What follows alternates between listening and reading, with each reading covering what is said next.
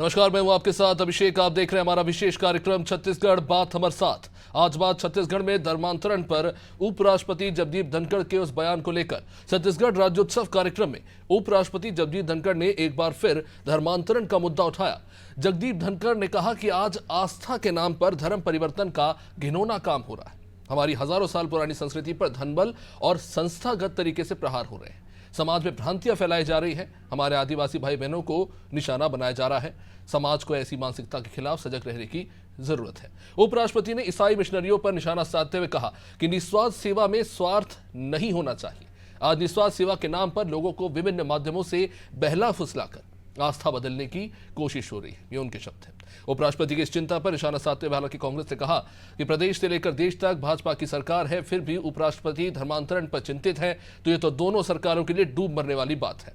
धर्मांतरण पर कानून क्यों नहीं बनाते? कांग्रेस के बयान पर पलटवार करते हुए भाजपा ने कहा कि कांग्रेस शासित राज्यों में सरकार के संरक्षण में धर्मांतरण हो रहा है। आपको बता दें कि छत्तीसगढ़ में पंडित धीरेन्द्र शास्त्री सहित कई संत भी धर्मांतरण का मुद्दा उठाते रहे हैं। धीरेन्द्र शास्त्री इस मुद्दे पर पदयात्रा भी करने वाले। अब इस बहस के बीच ये जानना जरूरी है कि कांग्रेस जिस कानून की बात करती है वैसा कानून खुद की उनकी राज्यों में उनकी सरकारों ने क्यों नहीं बनाया, और स्थानीय निकाय से लेकर प्रदेश तक भाजपा के सत्ता में रहते धर्मांतरण की समस्या अभी भी ज्वलंत क्यों है। आज इसी पर चर्चा करेंगे, लेकिन उससे पहले बयानों पर एक नजर। देश के उपराष्ट्रपति जो भारतीय जनता पार्टी की पृष्ठभूमि से ही आते हैं, उन्होंने छत्तीसगढ़ में धर्मांतरण को लेकर चिंता व्यक्त की। पिछले एक साल से लगभग 11 महीने हो गया छत्तीसगढ़ में भारतीय जनता पार्टी की सरकार, और लगभग 11 साल से देश में भारतीय जनता पार्टी की सरकार है। उसके बाद भी ये छत्तीसगढ़ में धर्मांतरण को लेके उपराष्ट्रपति चिंतित हैं, तो यह भारतीय जनता पार्टी के लिए, छत्तीसगढ़ की भारतीय जनता पार्टी की सरकार के लिए और देश की केंद्र सरकार के लिए डूब मरने वाली बात है। धर्मांतरण को लेके उपराष्ट्रपति के पहले सुप्रीम कोर्ट ने भी केंद्र सरकार को फटकार लगाया था। यदि वास्तव में देश में धर्मांतरण एक बड़ी समस्या है, तो इसके बारे में पूरे देश में एक कानून क्यों नहीं बनाया जा रहा है? देखिए, ये कांग्रेस पार्टी का दोहरा चरित्र है। एक तरफ उनके शासित राज्यों में सरकार के संरक्षण में धर्मांतरण होता है। पिछले जब कांग्रेस की सरकार थी तो हमने देखा छत्तीसगढ़ में किस प्रकार से धर्मांतरण का खुला खेल चला, और हमारी सरकार धर्मांतरण रोकने के लिए, अवैध धर्मांतरण रोकने के लिए पूरी तरह से प्रतिबद्ध है और उस दिशा में काम भी कर रही है। चलिए, मौका था छत्तीसगढ़ राज्य के राज्योत्सव के समापन अवसर का। उपराष्ट्रपति अपना भाषण दे रहे थे। उम्मीद की जा रही थी कि ये एकेडमिक भाषण होगा, लेकिन जहां पर धर्मांतरण का मसला आया वहां से ही राजनीति शुरू हो गई। समझने की कोशिश करेंगे कौन अपनी जगह सही है और कौन गलत है। पूनम पांडे हमारे साथ बीजेपी से जुड़ रही हैं, श्रुति शुक्ला कांग्रेस से, वरिष्ठ पत्रकार मनीष वोरा, आप सभी का बहुत बहुत स्वागत। माफ कीजिए, प्रवीर साहू हमारे साथ बीजेपी से जुड़े हुए हैं। प्रवीर जी, सीधा सवाल आपसे यही कि एक बार फिर से धर्मांतरण के मुद्दे को लेकर बयान आया है और बीजेपी लगातार ये आरोप लगाती रही है कि कांग्रेस के संरक्षण में धर्मांतरण होता रहा। लंबे समय तक आपकी सरकार रही है छत्तीसगढ़ में, क्यों आज भी ये मुद्दा इतना प्रेलेवेंट है और क्यों बार बार आप कांग्रेस पर आरोप लगाते हैं धर्मांतरण का? आखिर कांग्रेस को इससे फायदा क्या है? देखिए, सबसे पहले भारत माता की जय कहूंगा। जय छत्तीसगढ़। आपके सम्मानित और लोकप्रिय चैनल के सभी दर्शक और समस्त पैनलिस्ट को नमस्कार, प्रणाम। देखिए, सबसे पहली बात तो मैं विथ प्रामाणिकता आपको विथ डेट कोट कर रहा हूं कि जब पिछले 5 साल में कांग्रेस की सरकार थी, 12 जुलाई सन 2021 को सुकमा के एसपी ने बाकायदा चिट्ठी लिखकर कहा कि सरकारी संरक्षण में धर्मांतरण हो रहा है, जिसके चलते आदिवासी वर्ग में बहुत रोष है और निश्चित रूप से उपद्रव की स्थिति बन रही है। उसके बाद बस्तर के कमिश्नर ने ही चिट्ठी लिखा। सरकार किसकी थी? कांग्रेस पार्टी की। जब सुकमा के एसपी चिट्ठी लिख रहे थे, बस्तर के कमिश्नर चिट्ठी लिख रहे थे, तो निश्चित रूप से जनता देख रही है कि कांग्रेसी कार्यकाल में सरकार के संरक्षण में धर्मांतरण हो रहा है, वो भी अवैध रूप से। क्योंकि देखिए, ये राहुल गांधी को अपना आदर्श मानते हैं। ये वही राहुल गांधी जी हैं जो कहते हैं कि कोई भी व्यक्ति मंदिर जाता है तो उसकी मंशा लड़कियों को छेड़ने वाली होती है। भाई, जिस कांग्रेस पार्टी के अगर सम्मानित नेता कहे या देश के पूर्व प्रधानमंत्री स्वर्गीय इंदिरा गांधी जी के कार्यकाल में गोपाष्टमी के दिन धर्मांतरण के विषय में कानून लाने पर नागा साधु की हत्या कर दी जाती है, तो निश्चित रूप से जनता सब कुछ जानती है कि कांग्रेस कभी सनातन धर्म के साथ नहीं थी, केवल सनातन धर्म के नाम पर रोटियां सेकने का काम करती है। और तो और मैं प्रमाणित डेटा आपको व्यक्त करता हूं कि 14 में जब कांग्रेस की कार्यकाल जब समाप्त हुई थी, 4 से लेकर 14 तक, तब इनके वरिष्ठ नेता ए.के. एंटनी की रिपोर्ट में कहा था कि कांग्रेस इसलिए हारी कि वो प्रो माइनॉरिटी थी और एंटी मेजोरिटी, यानी हिंदुओं के विरोध में लगातार काम करने वाली कोई पार्टी है जिसकी सिक्योरिटी स्वयं कर रहे हैं, तो कांग्रेस पार्टी है। और तो केवल छोटा सा प्रश्न इनके साथ कि जब कुछ दिन पूर्व धर्मगुरु आदरणीय शास्त्री जी ने कहा कि धर्मांतरण के विरुद्ध वो पदयात्रा करेंगे, तो कांग्रेस पार्टी इसे विरोध क्यों कर रही है? समर्थन करें। प्रवीण जी, ये बात समझा नहीं, आपने बोला प्रो माइनॉरिटी है और एंटी मेजोरिटी, तो आप भी तो सिखों का समर्थन करते हैं, तो आप क्या एंटी मेजोरिटी हो गए? माइनॉरिटी तो सिख भी है, आप उनका समर्थन करते हैं। ये तो उनकी रिपोर्ट है। देखिए हमारा ध्येय वाक्य क्या है? सबका साथ सबका विकास। प्रवीण जी, अभी आपने सीधे सीधे कांग्रेस पर आरोप लगाया। अगर बात करें बीते 24 साल की जब से राज्य की स्थापना हुई है, तब से मेजोरिटी ऑफ टाइम आपकी सरकार रही है। आप कह रहे हैं कि कांग्रेस के कार्यकाल में ही धर्मांतरण हुआ, क्या आपके कार्यकाल में नहीं हुआ? और अगर नहीं हुआ तो 2006 में ये कानून क्यों लाना पड़ा धर्मांतरण को लेकर? देखिए अवैध रूप से जो धर्मांतरण कर रहे हैं, निश्चित रूप से आप देखेंगे अधिकारियों के संरक्षण में किसने किया था? कांग्रेस पार्टी ने करवाया था। हमारे कार्यकाल में आप मुझे इंसिडेंट बताइए जब किसी सुकमा के किसी एसपी ने कमिश्नर चिट्ठी लिखा हो। जनता तो सब कुछ देख रही है। मैं बस छोटा सा प्रश्न इनसे पूछना चाहता हूं कि यदि शास्त्री जी समेत जितने भी धर्मगुरु अगर पदयात्रा कर रहे हैं या अपने विषय उठा रहे हैं, तो कांग्रेस वाले आपत्ति क्यों कर रहे हैं? क्योंकि देखिए ये सनातन धर्म के विरोधी है, तो लगातार सनातन धर्म के खिलाफ जहर उगलना, सनातन धर्म को एचआईवी कहना, पर प्रवीण जी से हासिल क्या होगा कांग्रेस का? ऐसे तो और बुरी गत हो जाएगी कांग्रेस की। देखिए इनकी बुरी गति तो हो चुकी है। 71 विधायक थे चुनाव के पहले और 75 पार का नारा दे रहे थे। जनता ने सब कुछ देखा और 35 सीट तक लटका दिए। तो निश्चित रूप से इस प्रदेश के और देश की जनता बहुत समझदार है कि कौन देश को जाति के माने में बांटना चाह रहा है और कौन देश को टुकड़े टुकड़े करने वाली पार्टी है। तो जनता सब कुछ जान रही है, इसलिए इस प्रदेश से सत्ता से बाहर फेंकर एक अच्छी पार्टी, विकास करने वाली पार्टी, ठीक है। श्रुति जी, जगदीप धनखड़ जी ने जो बात कही कि संस्थागत तरीके से जो है कहीं ना कहीं एक धर्म विशेष में परिवर्तन किया जा रहा है, और कहीं ना कहीं कांग्रेस के ऊपर लगातार बीजेपी आरोप लगाती रही है कि धर्मांतरण होता रहा, लेकिन कांग्रेस ने कभी भी इसको लेकर कड़े कदम उठाए नहीं, ना ही स्पष्ट रूप से इसका विरोध किया। जी, सबसे पहले तो आप सभी को मेरा सादर जय जोहार। और अभिषेक जी, सोचने वाली बात यह है कि देखिए 11 वर्ष से केंद्र में जो है भारतीय जनता पार्टी की सरकार है, वो भारतीय जनता पार्टी की सरकार जो अपने आप को हिंदुओं का हितैषी बताती है ना।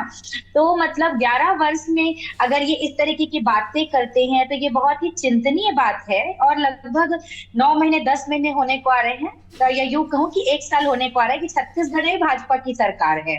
तो मतलब इस तरीके की बातें ये करते हैं कि छत्तीसगढ़ में धर्मांतरण बहुत अधिक संख्या में हो रहा है। तो मैं हमारे भाई जो बीजेपी के प्रवक्ता है उनसे बस यही पूछना चाहूंगी कि अरे भाई, छत्तीसगढ़ में पिछले 11 महीने से मतलब पिछले 10-11 महीने से आपकी सरकार है और जो पूरे प्रदेश में पिछले 11 वर्षों से आपकी सरकार है। तो अगर धर्मांतरण का मुद्दा उठ रहा है तो ये तो वाकई में बहुत विचारणीय बात है, क्योंकि पूरा जो कंट्रोल और सिस्टम है, जो सत्ता में है, वो तो आप लोग ही हैं। और आप लोग स्वयं मतलब भारतीय जनता पार्टी स्वयं अपने आप को हिंदुओं का हितैषी बताती है। अभिषेक जी, एक्चुअली में भारतीय जनता पार्टी मुझे लगता है ये बताना चाहती है कि शायद जब भारतीय जनता पार्टी के लोग नहीं थे, इनकी सरकार नहीं थी, तो हमारे भारत देश में हिंदू लोग नहीं थे, हम हिंदू सुरक्षित नहीं थे। मैं स्वयं एक हिंदू हूं तो हम सुरक्षित नहीं थे, या हम कांग्रेस पार्टी में हैं तो हम सुरक्षित नहीं है। मतलब इतने भड़काऊ बातें और इतनी ओछी बातें भारतीय जनता पार्टी राजनीति कर रही है। श्रुति जी, भूपेश बघेल के कार्यकाल में ये आरोप जरूर लगा था कि मुख्यमंत्री जी सेफ खेलने की कोशिश कर रहे हैं। एक तरफ आप माइनॉरिटी को भी अपीस कर रहे हैं, वही दूसरी तरफ अगर कुछ गलत काम भी हो रहे हैं मेजोरिटी पीपल के द्वारा तो उनको भी क्वेश्चन नहीं किया जा रहा। इसी के चलते आदिवासी क्षेत्रों में बुरे हालात बने थे। ऐसे हालात की एक महिला जो आदिवासी थी उसने अपना धर्म परिवर्तन कराया तो उसको जमीन तक नसीब नहीं हुई मौत के बाद। जी अभिषेक जी, देखिए ऐसा कुछ भी नहीं है। जब किसी प्रदेश का जो मुख्यमंत्री होता है वो वहां का मुखिया होता है, और मुखिया के लिए सभी जो लोग हैं वो एक बराबर होते हैं।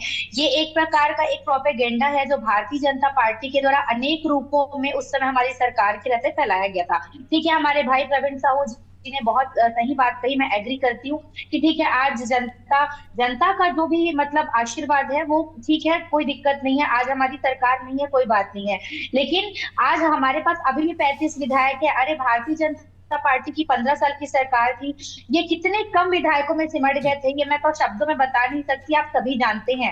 5 साल कांग्रेस की सरकार रही, निश्चित ही इस बार हमें आशीर्वाद नहीं मिला, आपको मिला, तो जनता का जो भी परिणाम है वो ठीक है, सिरोधार्य है, उसमें कोई दिक्कत नहीं है। लेकिन आज भी जनता कुछ चीजों को समझती है, तो हमारे पास 35 विधायक है। हम 10-20 में या 5 साल में भारतीय जनता पार्टी की जैसे सिमटे नहीं है। और जिस तरीके की बातें करते हैं ये लोग, जैसे कि उपराष्ट्रपति जी ने कहा कि छत्तीसगढ़ में धर्मांतरण बहुत ज्यादा, तो छत्तीसगढ़ ही नहीं, पूरे भारत देश में यही समस्या है, और पूरे भारत देश में पिछले 11 वर्षों से इनकी सरकार है। अगर ये बहुत ज्यादा टिकरा फोड़ते हैं, जितनी भी बीजेपी शासित राज्य है वहां पर एंटी कन्वर्जन के लिए स्ट्रिक्ट लॉज बनाए गए, लेकिन आपके जिन राज्यों में सरकार है वहां पर क्या हो रहा है ये अपने आप में संभाले। मैं मनीष वोरा जी आपके पास आऊंगा, समय बड़ा सीमित है, इसलिए मैं चाहता हूं कि सीधा ऑन पॉइंट बात हो। एक बड़ी इंटरेस्टिंग चीज है, हम ये देख रहे हैं क्योंकि उपराष्ट्रपति जी ने कहा संस्थागत तरीके से जो है धर्म परिवर्तन का ये पूरा खेल चल रहा है, तो हम संस्थागत ही बात करते हैं, चाहे मिशनरीज वर्क कर रही हो, चाहे क्रिश्चियन स्कूल्स हो, बड़ी संख्या में खुले। और एक रिपोर्ट के मुताबिक अगर बात की जाए तो इन मिशनरी स्कूल्स में ही 80% पॉपुलेशन नॉन क्रिश्चियन है, बहुत ही माइनर पॉपुलेशन है जो क्रिश्चियन है वहां पे पढ़ती है। और इसका कारण ये है कि यहाँ पर अगर आप कहें मेजोरिटी पॉपुलेशन के स्कूल्स है नहीं, एग्जिस्ट नहीं करते, तो वो इन कॉन्वेंट स्कूल में पढ़ते हैं। तो संस्थागत तरीके से कहीं ना कहीं कह सकते हैं कि एक नॉन क्रिश्चियन पॉपुलेशन जो है इन इंस्टीट्यूशंस के साथ जुड़ी हुई है, जिसका फायदा इन्हें मिलता है। और ये भी देखने को मिल रहा है कि लगातार इन कम्युनिटीज के स्कूल, माइनॉरिटीज की जो स्कूल्स की संख्या है बहुत ज्यादा बड़ी है एज कंपेयर टू, अगर हम कहें कि मेजोरिटेरियन अगर हिंदू है तो उनके स्कूल्स की संख्या बहुत कम है, क्योंकि राइट टू एजुकेशन के अंदर में ये स्कूल्स आते हैं, जबकि माइनॉरिटीज के स्कूल राइट टू एजुकेशन के जो मापदंड है उसके अंदर नहीं आते।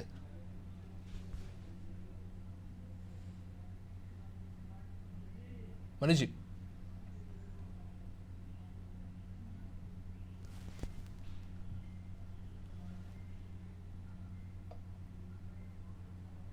जी आपकी आवाज नहीं आ रही मेरे को।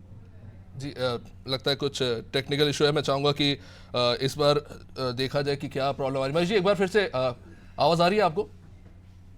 हेलो जी अभी आ रही आवाज। जी मनीष जी मैं शॉर्ट में पूछ रहा हूँ, संस्थागत तरीके से कहा जा रहा है, जैसा कि उपराष्ट्रपति जी ने जो शब्दों का इस्तेमाल किया मैं भी वही कहूंगा कि संस्थागत तरीके से धर्म परिवर्तन का एक खेल जो है वो चल रहा है, चाहे वो मिशनरीज के द्वारा हो या स्कूल्स के द्वारा। और एक रिपोर्ट भी ये बताती है कि जो माइनॉरिटीज़ के स्कूल्स की संख्या है वो बहुत तेज़ी से बढ़ी है बीते 30 सालों में, जबकि जो नॉर्मल स्कूल्स हैं जो RTE के अंदर में अंतर्गत आते हैं उनकी संख्या बहुत कम है। क्या ये भी एक बड़ा फैक्टर है कि इन इंस्टीट्यूशंस का इस्तेमाल धर्म परिवर्तन के लिए, कहें कि इन्हें अपीज करने के लिए किया जा रहा है? देखिए ये तो बात तो संस्थागत धर्म परिवर्तन की है, और उसमें स्कूल्स जो है उनको लेकर के है। तो निश्चित रूप से देखिए एक चीज तो ये है कि जो स्कूल्स है माइनॉरिटीज के, उन स्कूलों में निश्चित रूप से बच्चों का स्टैंडर्ड बहुत अच्छा है, और वहां पर धर्म को लेकर के कोई शिक्षा दी जाती हो ये मुझे अभी तक कहीं भी ज्ञात नहीं है। लेकिन हाँ, वहां पर रहने वाले बच्चों के साथ में कुछ जगह ऐसी है जहां पर इस प्रकार की स्थितियां होती है, उनको धार्मिक चिन्हों को पहनकर आने के लिए मना किया जाता है, या अन्य चीजों के लिए मना किया जाता है। जैसे लड़कियां रहती हैं उनको मेहंदी लगा के आने के लिए मना किया जाता है। इस प्रकार की जो चीजें होती है वो निश्चित रूप से हो रही है, उसके लेकर के समय समय पर उसके प्रति विरोध भी दर्ज कराया जाता है। लेकिन हाँ, उसके माध्यम से धर्म परिवर्तन की प्रेरित किया जाए, इस प्रकार की कोई घटना अभी तक देखने को मुझे छत्तीसगढ़ में नहीं मिली। छत्तीसगढ़ के बाहर भी इस प्रकार की कोई घटना होगी वो मेरी जानकारी में नहीं है, लेकिन छत्तीसगढ़ में इस प्रकार की घटना अभी तक नहीं हुई है। और धर्म परिवर्तन को लेकर के जो बात है, जो लगातार मैं सुन रहा था, दोनों ही प्रवक्ता कह रहे थे, तो निश्चित रूप से देखिए कांग्रेस की सरकार जब थी छत्तीसगढ़ के अंदर में, तो भारतीय जनता पार्टी ने बड़ी आक्रामकता के साथ धर्म परिवर्तन को मुद्दा बनाया था, धार्मिक स्थलों को लेकर के जो स्थितियां हुई उसको मुद्दा बनाया था, और उसके बाद में सरकार जितनी बड़ा आक्रामक रूप उसको लेकर के अख्तियार किया था। लेकिन अभी वर्तमान की यदि बात करें तो वर्तमान में छत्तीसगढ़ में भारतीय जनता पार्टी की सरकार है, और इस सरकार में मुझे नहीं लगता ऐसा कोई मुद्दा सामने आया हो जिसमें धर्म परिवर्तन को लेकर के कोई बड़ा इश्यू यहाँ पर खड़ा किया गया हो। यहाँ पर अभी जो स्थितियां हैं उसमें ये कहा जा सकता है कि वर्तमान परिस्थितियों में ये बात ठीक है जिसका जिक्र जो है वो कर रहे थे भाजपा के प्रवक्ता, वो बहुत पुरानी बात हो गई, कांग्रेस शासनकाल के समय की बात थी। अभी सरकार यहाँ पर भारतीय जनता पार्टी की, और मुझे लगता है कि यहाँ पर भाजपा की सरकार आने के बाद में इस प्रकार का कोई बड़ा मुद्दा देखने को नहीं मिला। संस्थागत माध्यम से जो धर्म परिवर्तन की बात है, तो उसमें स्कूलों को लेकर के जो कहा जा रहा है उस पर मैं इत्तेफाक नहीं रखता हूँ, लेकिन हाँ अन्य संस्थाएं जो है वहां से एक अभियान चला करके एक चंगाई सभा और इस प्रकार की जो चीजें होती है उसको ऑर्गेनाइज करके जो है इस प्रकार की चीजें की जाती है, वो सच है। लेकिन ऐसा कोई स्कूलों के माध्यम से कोई बड़ा धर्म परिवर्तन का कोई मुद्दा अभी तक तो सामने नहीं है। जी मनीष जी, एक आखिरी सवाल आपसे लूंगा, क्योंकि यहाँ बात हो रही है धर्मांतरण की, तो कहीं ना कहीं धर्मांतरण एक सिम्टम की तरह लगता है, इसके एक्चुअल कारकों की बात नहीं होती है। 2020 की एक रिपोर्ट है, इंडियन डेप्ट इन्वेस्टमेंट सर्वे रिपोर्ट NSSO की, ये केंद्र सरकार के ही अंतर्गत एक संस्था है जिसने सर्वे किया था, और जो वेल्थ डिस्ट्रीब्यूशन है रिलीजन वाइज उसका डेटा था, जिसके मुताबिक हिंदू अपर कास्ट के पास 41% वेल्थ है, हिंदू OBC के पास 31% वेल्थ है, मुसलमानों के पास 8%, शेड्यूल कास्ट के पास 7.3% और शेड्यूल ट्राइब के पास पूरे देश में मात्र 3.7% वेल्थ है। इसका मतलब यह है कि वो गुर्बत में जी रहे हैं। अगर उन्हें कोई कह रहे हैं कि साहब हम तुम्हें शादी कराएंगे, तुम्हें इलाज देंगे, तुम्हारी पढ़ाई कराएंगे, आपको एक बेहतर लाइफ देंगे, ना that is the very reason why कि वहां पर काम नहीं हो रहा। जो बीमारी है जिसे कह सकते हैं उस पर काम नहीं हो रहा। धर्मांतरण एक जो बोलते हैं सिम्टम है, हम उसके पीछे पड़े हुए हैं। जो निश्चित रूप से मैं आपकी बात से सहमत हूँ कि एक सिम्टम्स के पीछे हम पड़े हुए हैं, लेकिन जिन कारणों से धर्मांतरण हो रहा है, जो सरकार की योजनाएं हैं, उन सरकार की योजनाओं का जो लाभ है सीधे तौर पे आम जनता तक, जिनका की जीवन स्तर को ऊंचा उठाने की बात है, जिनको एजुकेशन देने की बात है, जिनको स्वास्थ्य की सुविधाएं देने की बात है, जिनके लिए अन्य सुविधाएं देने की बात है, उनके जीवन यापन को निर्वहन के लिए जो आवश्यक सुविधाएं देने की बात है, वो सुविधाएं उन तक नहीं पहुंच पा रही है। और उन सुविधाओं को देने के बात को करके जो है जो संस्थागत धर्म परिवर्तन है उस प्रकार से हो रहा है, इस बात को मैं मान सकता हूँ। लेकिन ये नहीं है कि सीधे तौर पे किसी संस्था को लेकर के ये स्थितियां निर्मित हो रही है। हाँ, निश्चित रूप से ये जरूर है कि सरकार की योजनाओं का यदि फायदा वहां तक पहुंचे, जो मर्ज है मतलब जो उसका इलाज करने के लिए सीधे तौर पर सरकार ये प्रयास करे, और निश्चित रूप से भारतीय जनता पार्टी की प्रदेश में सरकार है, तो मुझे लगता है ये सबसे पहली जिम्मेदारी उनकी बनती है कि इस प्रकार की योजनाएं बनाए कि धर्म परिवर्तन जैसी स्थितियां निर्मित ही ना हो। निश्चित रूप से बहुत बहुत शुक्रिया आप सभी मेहमानों का। समय बहुत सीमित था आज, इस पर और एक विस्तार से चर्चा जरूर होनी चाहिए, लेकिन जाहिर तौर पर धर्मांतरण का मुद्दा एक बार फिर से जोर पकड़ चुका है। उपराष्ट्रपति जगदीप धनखड़ ने जो बात कही है राज्य के राज्योत्सव के समापन अवसर पर, उसको लेकर दोनों ही राजनीतिक दल एक दूसरे के खिलाफ बयानबाजी कर रहे हैं, लेकिन जमीनी हकीकत क्या है इस पर गंभीरता से विचार करने की जरूरत है। देखते रहिए अनादि टीवी। नमस्कार।